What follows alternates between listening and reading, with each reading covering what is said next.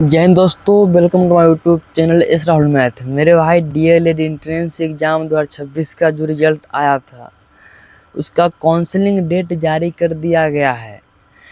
आज की वीडियो में हम काउंसलिंग का पूरा प्रक्रिया समझने वाले हैं। अगर आप काउंसलिंग का पूरा प्रक्रिया समझ जाते हैं तो आपको कॉलेज मिलने में और एडमिशन लेने में आपको बहुत ही आसानी होगा। इसकी नोटिफिकेशन को देखोगे तो इतना लंबा चौड़ा था, आपको पढ़ने में ज़्यादा समय लग जाएगा। इसीलिए आप ये वीडियो को देख लो और बेहतरीन ढंग से आपको काउंसलिंग प्रक्रिया समझ में आ जाएगा। इसको हम पूरा डिटेल वे में समझेंगे, ऐसा नहीं कि कुछ आलतू फालतू आगे बक के चल जाएंगे। वीडियो को शुरू से देखना, अंत तक देखना। देखो यहाँ पे क्या देखने वाले हैं। सबसे पहले हम बात कर रहे हैं डीएलएड 2026 काउंसलिंग डेट जारी हो चुका है। तो काउंसलिंग का डेट कब से हुआ? काउंसलिंग का मतलब ये हुआ कि अगर आप डीएलएड का एग्ज़ाम दिए हो, ठीक, और उसके बाद आपका रिजल्ट आ गया, आप पास हो गए। काउंसलिंग का मतलब ये हुआ कि आप काउंसलिंग करते समय कॉलेज का चयन करेंगे। काउंसलिंग ये हुआ कि काउंसलिंग में आप कॉलेज का चयन करेंगे। 10, 15, 20, मैक्सिमम 30 कॉलेज का चयन कर सकते हैं। इसमें आप कॉलेज का चयन करेंगे और जो संस्था को जो मंजूर होगा, जो डीएलएड वाले जो क्या बोलते हैं उसको, संस्था, आपको कहाँ देंगे, कौन कॉलेज में देंगे, वहाँ पे जाके आपको एडमिशन करवाना होगा। तो काउंसलिंग मतलब हुआ कि कॉलेज चूज करना। आप कॉलेज चूज करोगे आपके हिसाब से कि हम ई वाला में एडमिशन लेना चाहते हैं, और उसमें से आपको जो मिलेगा उसमें जाके आप एडमिशन लेंगे, ठीक। तो यहाँ पे देखो काउंसलिंग का डेट आ चुका है। काउंसलिंग का डेट कब से है? 10 अगस्त 2026 से 16 अगस्त 2026 तक आप काउंसलिंग का फॉर्म डाल सकते हैं। और काउंसलिंग का फॉर्म अपने फ़ोन से ही डालने मत लगना, प्रोसेस ज़्यादा होता है, इधर उधर गड़बड़ा गया तो अच्छा रैंक लाकर भी आप लोग रह जाओगे, ठीक है। तो काउंसलिंग का फॉर्म एक साइबर कैफे में जाना और इज्जत से भर के चलाना, ठीक। यहाँ पे देखो डेट समझ लिए, 10/8/2026 से 16/8/2026 तक काउंसलिंग होगा। और काउंसलिंग का फ़ी हम समझ लेते हैं। काउंसलिंग में हमें कितना पैसा देना पड़ेगा। ये एडमिशन का पैसा नहीं है, काउंसलिंग का पैसा है जब आप फॉर्म भरने जाएंगे वहाँ का। काउंसलिंग करने का पैसा क्या है? जनरल, ईडब्ल्यूएस, बीसी, ईबीसी, ये 4 कैटेगरी से जो आते हैं उनको 500 रुपया देना पड़ेगा काउंसलिंग फ़ी। और ये 500 रुपया देंगे तो आप गवर्नमेंट के जाएगा। और साइबर वाला जो फॉर्म भरेंगे वो ऊपर से 100 ले, 150 ले, वो आपके ऊपर डिपेंड करता है। और उसके बाद आप एससी से बिलोंग करते हो, एसटी से, दिव्यांग यानी कि लांगर वांगर हो, तो आपको 350 रुपया देना पड़ेगा, ठीक। फी के क्राइटेरिया हम समझ चुके हैं। अब यहाँ पे देखो, अब आप काउंसलिंग कर दोगे 10 अगस्त से 16 अगस्त तक काउंसलिंग कर दिए। उसके बाद आपका लिस्ट कब आएगा कि हमें कौन कॉलेज मिला, ठीक। तो वो लिस्ट जो पहला लिस्ट आएगा, पहला लिस्ट आपका आएगा 20 अगस्त को, 20/8/2026 को आएगा, ठीक।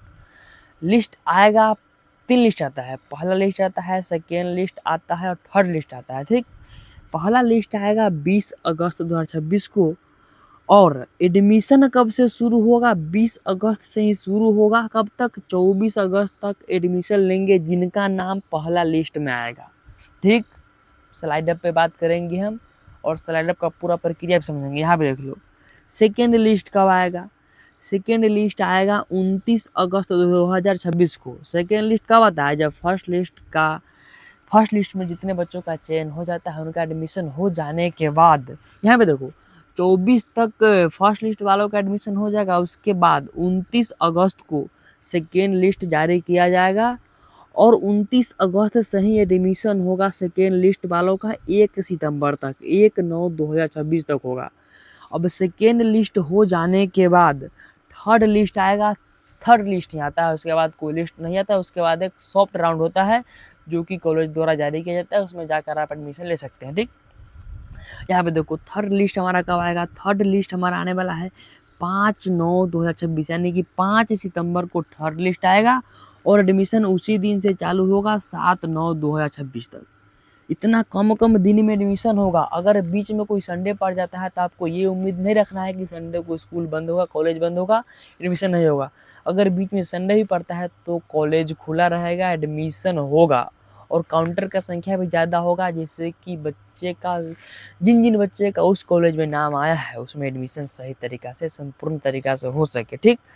यहाँ पे बात आप समझ लिए। अब यहाँ पे लिखे हैं हम स्लाइड प्रक्रिया। स्लाइड अप, स्लाइड अप क्या होता है देख लो मेरे भाई।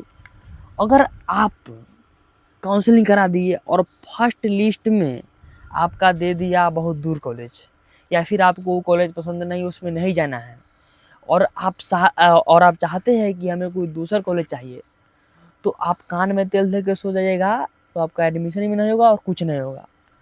अगर आपको कोई कॉलेज दे दिया गया, मान लो कि आप हाजीपुर से बिलोंग करते हो और दिग्गी वाला कॉलेज दिए, और आपको एक दरभंगा भी दी और एक मुजफ्फरपुर भी दी, तो आपको मुजफ्फरपुर में दे दिया और आपको मुजफ्फरपुर में एडमिशन नहीं कराना है, आपका रैंक अच्छा है, तो आप वहाँ पे सो जाएंगे ऐसे ही कि हम सेकेंड लिस्ट का इंतजार करेंगे। अगर आपका पहला लिस्ट में नाम आ गया है और आप स्लाइड अप नहीं करते हैं, तो सेकेंड लिस्ट में आपका नाम नहीं आएगा और आपका वहाँ भी एडमिशन नहीं होगा, ठीक। तो अगर आपका फर्स्ट लिस्ट में नाम आया है, ठीक, फर्स्ट लिस्ट में नाम आया है और आप चाहते हो कि हम उस कॉलेज में एडमिशन नहीं लेना चाहते हैं, तो आपको स्लाइड अप करना होगा। स्लाइड अप क्या होता है? अगर आपको मान लो कि फर्स्ट लिस्ट में फन्ना DIET मुजफ्फरपुर आ गया, ठीक। अगर आप चाहते हो कि हम इसमें एडमिशन नहीं लेंगे, हम सेकेंड लिस्ट का इंतजार करेंगे, जिसमें हम देखेंगे कि कोई और अच्छा कॉलेज मिल जाए, उसमें हम एडमिशन करेंगे, तो आपको ये कॉलेज में जाना होगा और वहाँ पे 3000 रुपया आपको लगेगा। क्या? 3000 रुपया लगेगा और उसके बाद आप स्लाइड अप कर देंगे। स्लाइड अप करने का मतलब ये हुआ कि आप गवर्नमेंट को ये बताएं कि हमें ये कॉलेज नहीं चाहिए, हमें और दूसरा कॉलेज चाहिए, आप हमारा नाम सेकेंड लिस्ट में भी दीजिए, तब आपका सेकेंड लिस्ट में नाम आएगा, नहीं तो आपको वहाँ भी रद्द हो जाएगा अगर आप एडमिशन नहीं कराते हो। और सोचोगे क्या कि ऐसे ही सेकेंड लिस्ट में नाम आ जाएगा, नहीं करवाएंगे, तो ऐसा नहीं होगा। और जिन बालकों का, जिन स्टूडेंट का फर्स्ट लिस्ट में नाम नहीं आएगा, उनका सेकेंड में आएगा, उनको स्लाइड अप करने की कोई ज़रूरत नहीं है।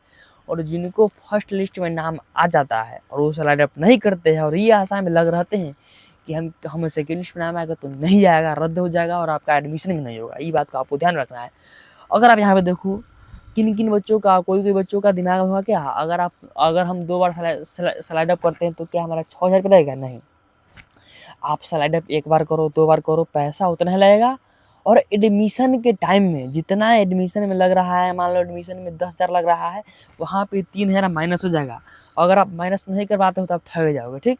तो अगर आप स्लाइड अप करवाए हो और उसके बाद आपका मनचाहा कॉलेज मिल गया, तो वहाँ पे आपको 3000 माइनस करवा लेना है, नहीं तो कॉलेज वाला का फ़ायदा हो जाता है, ठीक। तो यहाँ पे हम इस तरीका से काउंसलिंग का सारा प्रक्रिया समझ लिए हैं और आप अच्छे से काउंसलिंग करना, ठीक। कॉलेज लिस्ट बढ़िया से चूज करना, अपने डिस्ट्रिक्ट में पहले देख लेना। तो प्राइवेट कॉलेज का नाम मत देना, अगर आपका रैंक अच्छा है तो प्राइवेट कॉलेज काउंसलिंग में मत देना, क्योंकि अगर आप प्राइवेट कॉलेज देते हो तो आपको वही दे देगा, वही चिपका देगा, खेल खत्म। तो हम काउंसलिंग का प्रक्रिया बहुत ही बढ़िया से समझ चुके हैं, हमें उम्मीद है कि आप समझ गए होंगे। अगर आप समझ गए होंगे तो वीडियो को शेयर कीजिए, जिससे कि और जो बच्चे हैं और जो लोग हैं जिनको काउंसलिंग प्रक्रिया समझ में कठिनाइयाँ हो, तो आप वो लोग अच्छा से कर पाएंगे। मिलते हैं तब तक के लिए नेक्स्ट क्लास में।